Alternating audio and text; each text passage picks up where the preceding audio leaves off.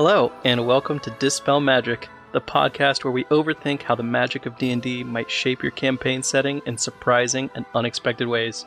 I'm Benjamin, game designer and writer. My name's Dane. I'm a DM, podcaster, and voice actor. What do we got on the show today, Benjamin? Today we're going to be talking about the spell Plant Growth. Oh, very cool. Is it? Yeah, very hippie. Very, Yeah. Grassroots, literally. There you go. This is a spell I don't know how often I've seen in play, partly because I feel like it's a very druid-focused spell. Very druid-focused. And if you don't have a druid in your party, you're probably not going to ever see it get cast. And I've definitely run games with druids. I don't think I've ever played one, or at least not in 5th edition. I don't really have a lot of experience seeing this in play. What about you? Yeah, I love plant stuff in games. Vines and growing, and I'd say druid is maybe one of my favorite classes to play. So yeah, I've used it quite a bit. I really love it for its versatility. Mm-hmm. You can use it in combat, but it also has a lot of fun implications narrative-wise. Not just in the spell description, but I feel like a lot of times DMs will kind of give you license to grow plants how you wish to make something cool happen, you know? So it's not always just the nitty-gritty mechanics of it, but it's also have some fun for once in this life. Just let it happen. For sure. What's the plant's name in Little Shop of Horrors? That's Audrey 2. Okay, right. Yeah. I was thinking Seymour, but that's the name of the main character. That's what Audrey 2 is talking to, yeah. Feed me, Seymour, feed me now. Yeah, feed me, yeah. Feed Okay, me, yeah. All right, so this spell does not create Audrey 2. Unfortunately. So I bring that up for no reason at all. I'll cut that out. Yeah. Dane, why don't you tell us a little bit about the spell? I'd be happy to. Plant growth is a third level transmutation spell available to bards, druids, and rangers. It takes either an action or 8 hours to cast. It has a range of 150 feet. Its duration is instantaneous, and the spell text says, this spell channels vitality into plants within a specific area. There are 2 possible uses for this spell, granting either immediate or long-term benefits. If you cast this spell using one action, choose a point within range. All normal plants in a 100-foot radius centered on that point become thick and overgrown. A creature moving through the area must spend 4 feet of movement for every 1 foot it moves. You can exclude 1 or more areas of any size within the spell's area from being affected. If you cast this spell over 8 hours, you enrich the land. All plants in a half-mile radius centered on the point within range become enriched for 1 year. The plants yield twice the normal amount of food when harvested. So there you go. A little bit of mechanics, a little bit of flavor, a little bit of combat, a little bit of role play. Definitely. Definitely. Yeah, definitely. Cannot be argued with. While you were reading that, actually, I thought of something I don't think I wrote during the notes, but we'll kind of get into that, I think, when we talk about the expected uses. When we're looking at the expected use of this, I think the first thing, Dane, as you mentioned, in combat is that you're probably using this to slow the advance of enemy melee fighters. 100%. Or to box creatures in to follow up with an area of effect attack. But one thing I hadn't really thought of too much when I first looked at this is that you're probably also... So I think normally that caveat about how you can exclude certain areas from it is normally meant to let your people move within the area, but still hinder the enemies. But I was also thinking you could make it to create a lane of movement. Oh, to funnel someone. To get enemies to specifically move to that direction and then drop an AoE, like a lightning bolt down the that sounds great. Path. Yeah. Yeah. It seems like not the most obvious, but when you give it a little thought, it seems like it would work most of the time because most enemies are going to want to not spend 4 feet of movement to move every foot. Of course. Yeah. They're going to try and get to that lane as quick as possible. Right. Yeah. I've definitely cast this spell many times and gotta say, I blanked on that particular part, that there's kind of a spell shape aspect to this that is very cool. Then there's the other way of casting it, which is 8 hours. And Dane, you mentioned you've played a lot of druids and that you've cast the spell a bit. I don't think I've actually seen this version of the spell in play before. Have you? I've let characters use it before. I've got a group right now who's trying to undercut a particular merchant in town by flooding the market with food so that they go out of business. So they've leased some land, and I'm letting them use this 8-hour casting time to enrich the land, and then using plant growth to make the plants grow very quickly. So I'm doubling it up a little bit, but essentially letting them grow crazy tons of food very quickly. Yeah, I guess I never thought about how you might cast them both. Yeah, if you do it twice, Both versions. Yeah. then you're getting all the food you need very quickly. I don't know if that's the rules as intended, No. but I think you could read it that way. And that's exactly how I'm reading it and letting them read it, because it's a lot of fun. It is fun. Yeah. See them do that. The 8-hour thing also seems like the altruistic side of it, where you've got a struggling village, starving village, and this kind of fixes their problem for a little while, at least a year. Yeah. Years will get you through a lot. It'll get you through a whole year. That's a good way of putting it. Thank you. Succinct. It's like a bargaining chip. It's a narrative boon. It's something you can promise, Moving into some unexpected uses, we've already kind of labeled one version of casting it as a combat thing and one version as a roleplay thing. But I think when I started thinking about some unexpected uses, that I don't think that that's totally accurate. That one action casting that creates overgrown plants within 100 feet of a point, that duration for that is instantaneous. It's not concentration up to a minute. It's you cast it, that happens, and it's there. And it's just there. And it doesn't have a time where it stops being overgrown like that. Mm-hmm. So as far as I can tell, if you wanted to, you could fortify a whole like if you wanted to keep a village super protected, you could just make a couple lanes in and out of town and otherwise protect it in this huge overgrown bramble. Yeah, bramble. So that, for instance, if mountain bandits are a problem, you just create this huge bramble wall, and it takes you 4 or 5 castings of the spell to do that.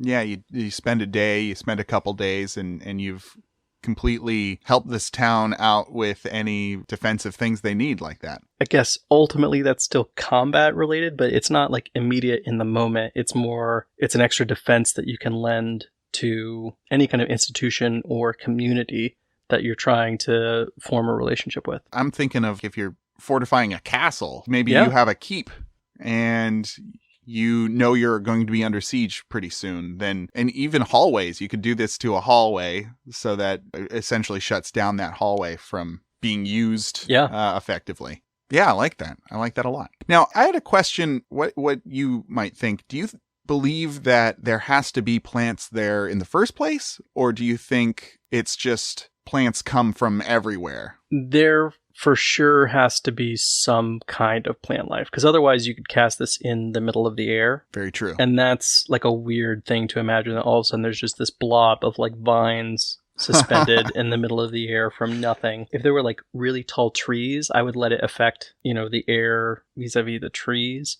Okay. I think there has to be at least an area capable of plant life on its own, non-magically. Mm-hmm. So in a hallway, I guess you'd have to maybe spread seeds first and cast it on the seeds so that they take root in between the cracks of the stone or something. Yeah, I mean, if it's a stonework building, there's probably moss in it already. That's true. It would just kind of depend, I think. I mean, obviously this comes down to DM discretion. I mean, they could say yes or no to anything. There's like moss and fungus in modern homes, so like I'm sure it's very present in old buildings. Although that's really disgusting to imagine, like moss and fungus being so overgrown in a castle that it takes 4 feet of movement to move even 1 foot. Disgusting. Yeah. Pretty stinky, I would imagine, too. Yeah. We talked about using this to protect communities. This is even more true in like an Arakra community or any other kind of D&D race that has wings, because you can just completely surround the place in totally walled off things, and then you can just have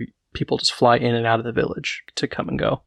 Most medium-sized creatures have a movement speed of 30 feet, and if you're going to walk through that much, you're moving 7 feet a turn. So it'll take you forever to dig your way through this, and that's plenty of time for this community of flyers to spot them and start doing something about these intruders. Probably kill. Probably kill them. Probably kill them. I mean, we're in Dungeons and Dragons after all. Yeah. So flying folks for sure. You talk in the notes also about cultivating particular kinds of plants this way in defensive and potentially offensive ways. Yeah, so there's a couple steps to this. The first is that if your DM will allow it, there are various poisonous plants that you could grow using plant growth. And usually poisonous plants, things like poison oak or stuff like that, aren't immediately harmful, but later on will prove to be harmful to the person. Yeah, just really sucks. Right, yeah.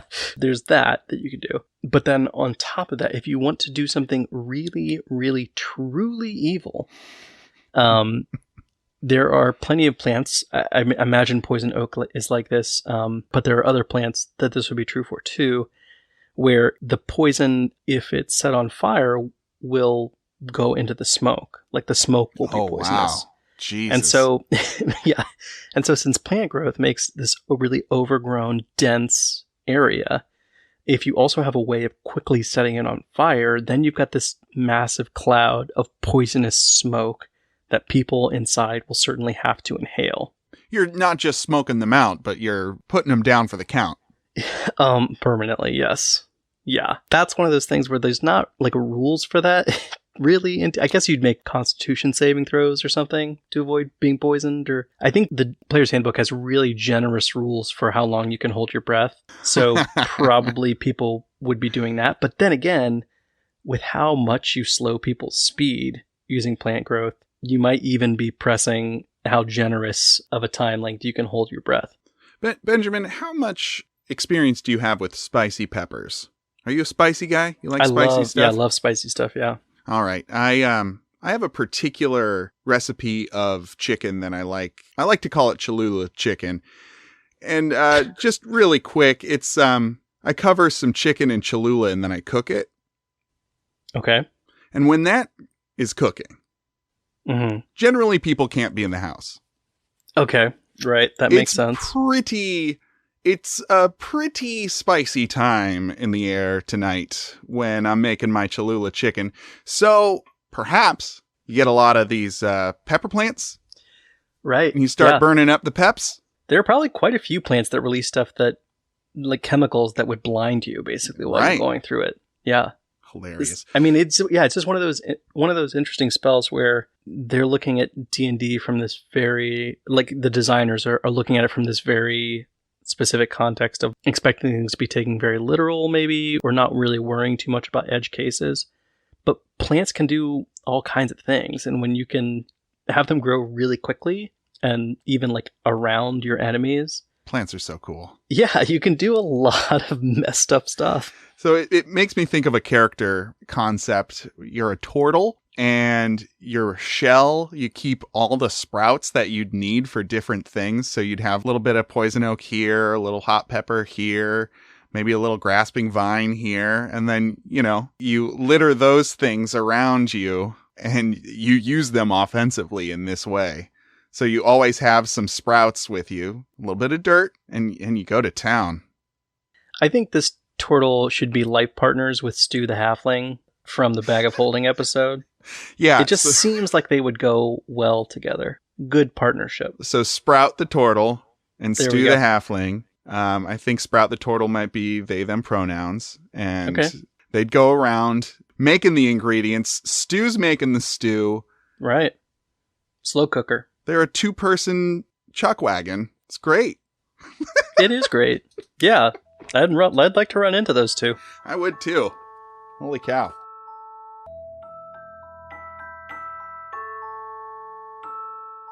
Hey everybody, Dane here, just wanting to say thank you for all the support you've given us through your downloads, your messages, tweets, and of course sharing the show with others.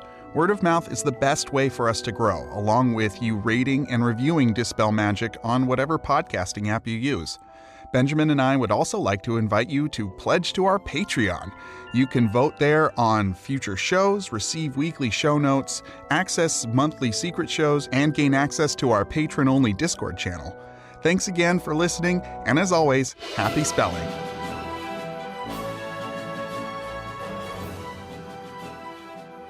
Oh no. Benjamin, are you doing math again? I have done some math for this episode. It's kind of hard to do an episode of this without doing math. Didn't think of that when you came up with the idea for the show. I did not realize how much math I was going to have to be doing. That's kind of on you, buddy. And I tweeted something very embarrassing about this when I was way off by like multiple factors of 10. Great. When I first did this math problem, and then I asked on Twitter, and somebody completely embarrassed me, and then now I'm fine. As you should on Twitter. That's where you want to do it. When you cast the spell using the 8-hour casting, that's going to cover 502 acres per casting. So that means a 5th level spellcaster able to cast the spell, working 16-hour days, can cover at least 28,148 acres in 28 days. Obviously, this grows quickly if you start adding in more spellcasters. So it was very difficult for me to find a reputable source on how much acreage you need to feed a person for a year. From the research I was able to do on this, it seems like 1 or 2 people per acre per year was a pretty safe bet. So if you can double that, the amount of food coming out of an acre for 1 year, you're suddenly feeding 3 to 4 people, or 2 to 4 people, I guess, instead of 1 to 2. That means, it's as people. Well, I don't have anything to do with farming. Dane, you don't have anything to do with farming. Probably not the last time I checked, no. Probably most of our listeners don't have anything to do with farming. But if you can imagine any given major metropolitan area requiring half the acreage to produce food, that's a ton, either a ton of land you free up, or if you use the same amount of acreage, you suddenly got this incredible abundance of food. So I was trying to wrap my head around exactly how much 28,000 acres is. It's not quite as much as I thought, because the acreage of Rhode Island, one of our smallest states in the United States, is 788,000 acres. So this is not necessarily a small state, but it is a sizable chunk. I'd say at least a county. What is that, like a 16th of Rhode Island then that you're turning into like over a month? Benjamin, you're turning a 16th of Rhode. You're doing math again, man. And this 16th? Is off the cuff too, so I don't even know. Off the top of your head. That might be very wrong. What was that, a fraction? Were you doing a fraction there? God dang. I can't keep up. What I'm trying to say is I have no idea how much that is, and it's a lot. Well, I'm glad we spent time on that.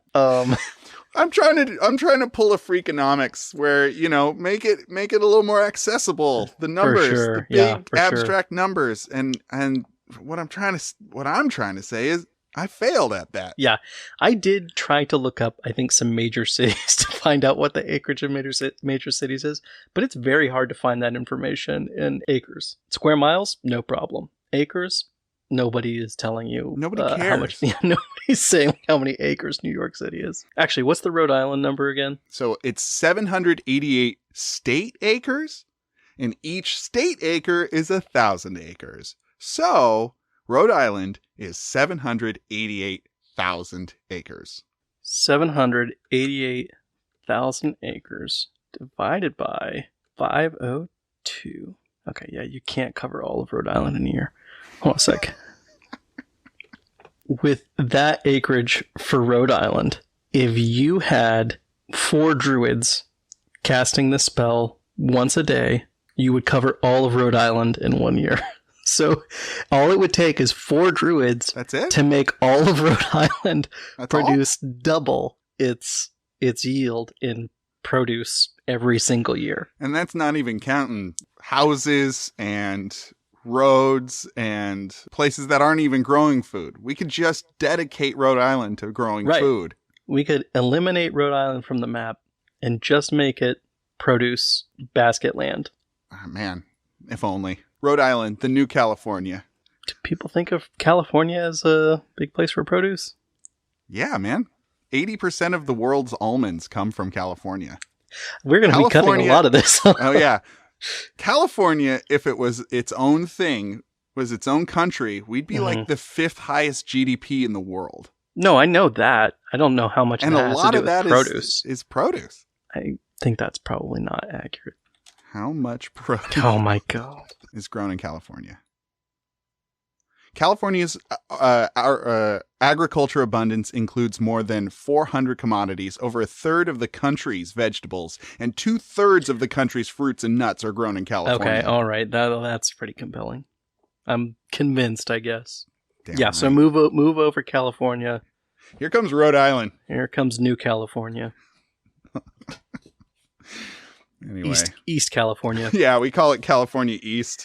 All the druids who went there are from California, obviously. Right. So we can stop with the math at this point. Thank God. Because I think the point has been made by now. I'm so tired. So basically, with this spell, you can facilitate either massive population growth, fewer citizens dedicated to farming, or some combination of those. And even though we're kind of specifically thinking of it in terms of agriculture, this is also true on wild areas. Foraged foods become a lot easier to find. I'm thinking of a lot of like specialty items that you can't really grow. Morel mushrooms. I grew up with morel mushrooms, eating those, and those are like super delicious mushrooms that you can't farm. You can find them in California after wildfires, and you can find them in certain times of the year in the Midwest. But once that season's over, they're gone for the next year. With this, you get double that. It would really make even rare ingredients much more common. So you're taking the bottom out of the apothecary market. Yeah, I mean, you're really messing up a lot of the economy because you're reducing the need for farming labor. So you're messing it up in that way. And if you're not doing that, you're flooding the market with food, which is going to lower the price, I would imagine, of pretty much everything else. And in combination with certain other spells, teleportation circle, you've suddenly got like even rare ingredients from across the world are in abundance, like basically everywhere. I was talking to somebody on our Discord about this the other day, and we were discussing what effects this would have. And I also think over time with this abundance of food, population would steadily start growing. Mm-hmm. Mm-hmm. There'd be a lot more people. I think that it's interesting to think that, now that there are more people and there's maybe a bigger middle class from this as well, then education becomes more important. People have a lot more time to focus on things that aren't growing food, right? So you got arts, you've got education, you've got innovation in technology and sciences, and the arcane, So having this abundance, although wasteful, you can't control the amount of food that's being produced. Well, I get by what you're planting, but in the wild. Well, one thing that's really interesting is that it also introduces a vulnerability. If someone starts targeting the druids in the area, or people stop going to druid school, then all of a sudden the land is producing half as much food as you're expecting it to, or that you planned on it doing. And so if your population is built up based on the idea that all the local farmable land is under the effect of plant growth, and then all of a sudden it's not, it's going to have a really devastating effect on that community. So that kind of extols druids to a higher status. Suddenly the humble nature lover is integral to society's propagation. You could have Rockstar druids. Yeah, I guess you could. Yeah, you could have Rockstar druids. I think we often talk about the economy, or that's an easy place to take spells, is to take like how they would affect the economy, what they would do. At least for us it is. Yeah. I don't know about most folks, but we love talking about. Okay. This spell has a really profound effect on ecology as well. I mentioned casting it on wild places, or places where you would forage for food rather than just grow it. While that would be great for, getting morel mushrooms, it could be really, really bad to cast that, or it could have unintended consequences to be casting that in wild places, because let's say you go into the woods and cast it using this 8-hour version, and all of a sudden everything's producing twice as much food. And you keep doing that for whatever personal reasons you have. Maybe you're the druid protecting that region and you think it's good to do that. Rockstar druid, right. You're a rockstar druid, yeah. do a line and then go out and You just trash cast a this. hotel Yeah, room. You trash a hotel room, and you spend then- 8 hours casting plant growth. What you're going to eventually do is cause the herbivore population in that region to explode, Mhm. which, eventually causes there to be a boom in the carnivore or predator population. It's weird because while the spell, when you're thinking just one tier away, is going to have big impact on the human population, when you think 2 tiers away, is going to start to have this huge effect on the animal population, which then impacts the human population or the humanoid population. Because if there's a bunch of bears, wildcats, and like wolves and other predators in the area, it's going to start to make the region really dangerous, which is a funny effect of this spell that's not immediately obvious. No. That you can make a region very dangerous by just casting this spell a lot, and then it's a domino effect. Yeah, and then making. You know what it is? It's the circle of life. Rockstar Druid. I was trying to think of a Jurassic Park quote, but there's not a really Life. Life finds a way. Right. The line is life finds a way. No, I know, but it just felt like Now that's chaos. there's something about that, about chaos. There's something in there. Yeah. The other thing I was talking to the person on Discord about was it'd be fun if with this spell, different restaurants specialized in particular foods and they had a druid on staff that grew their food extra delicious. And so, we have celebrity chefs, but we have the world famous druid on retainer to grow our mushrooms, and that's why our dishes are such and such. Just kind of a fun story beat. Yeah, no, I mean, that's idea. really cool. And I have no reason for my mind to have gone here with this. I guess maybe it's just the magic mouth conversation bleeding over into this, but it makes me think of apiaries. The honey produced by bees is heavily impacted by the flowers that they're getting, and probably other plants that they're getting pollen from. And so using the spell, druids could really easily experiment with different combinations of flowers or different kinds of pollen and the flavor of the honey that it produces. I don't know why I think about honey so much, but I do. It's delicious. I don't even use it that much. I'd love to. I love the idea of using honey. I don't know, that's a fun play, right? Like a druid-owned apiary. You got like a little honey farm going. Exactly. And they're talking to the bees. They're making spicy honey. They're making minty honey. They're making medicinal honeys. Wink. Yeah. Mead. And also, hey, let's not forget about the mead, shall we? I thought that's what you meant by medicinal honey. Yeah, that's what I meant. Yeah. Wink. That's Dane's medicinal honey. I think that also having, on a more kind of lighthearted note, I think that having this amount of plants in the area, this amount of biodiversity, it would also make for some wild harvest festivals, not just the flower crowns and the wheat has come in, things would go nuts in these towns. That's true. And we talked about how it would reduce the need for farmers, but actually I guess during harvest time, it would increase the need. The seasonal work would.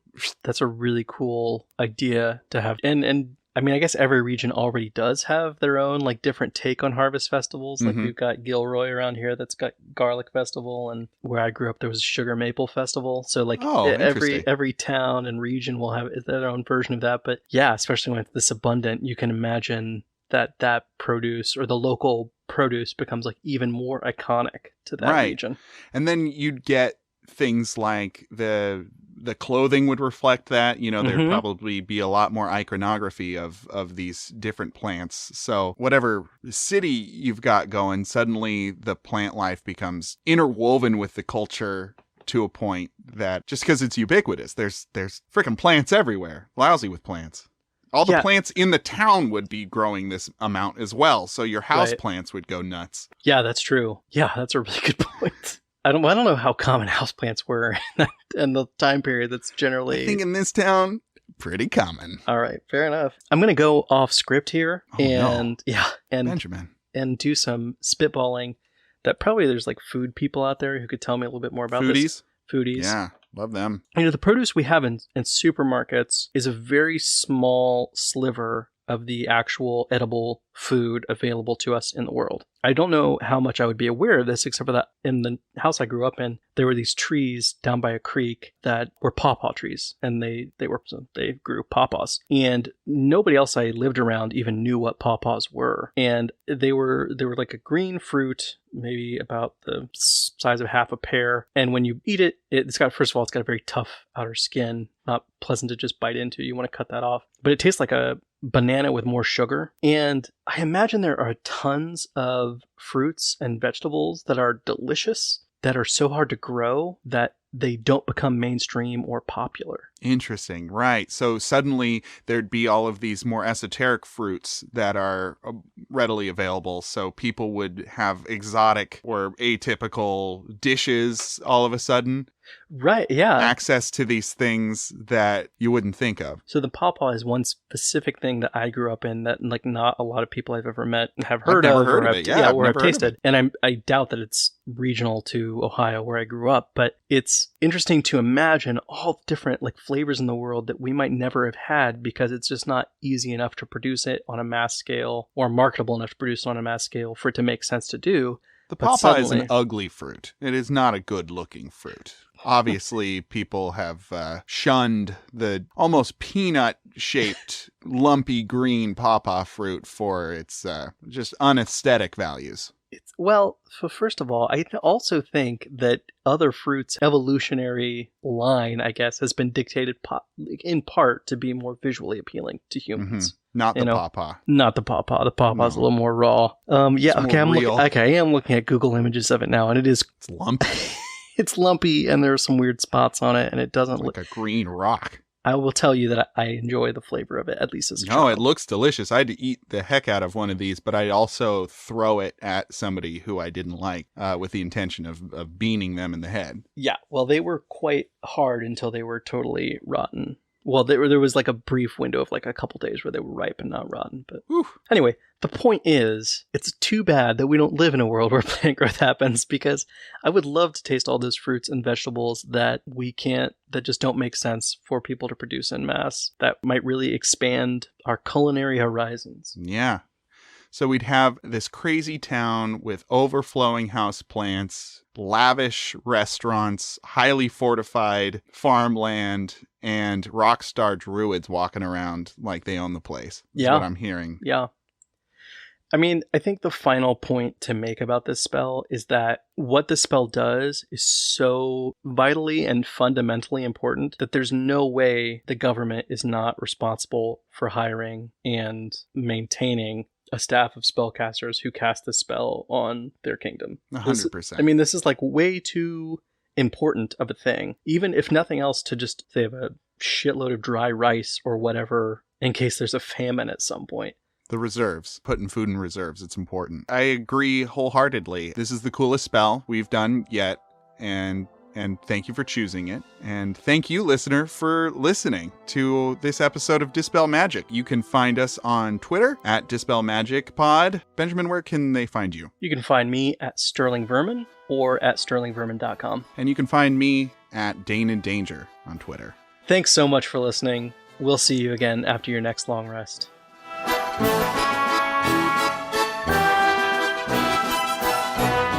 We hope you've enjoyed this episode of Dispel Magic. If this has inspired any ideas for your game, or you have another take on today's topic, please let us know on Twitter at Dispel Magic Pod. You can find Benjamin at Sterling Vermin and Dane at Dane in Danger. Thank you to Slim Mittens for our cover art, produced by Benjamin Huffman, produced and edited by Dane Fox-McGraw.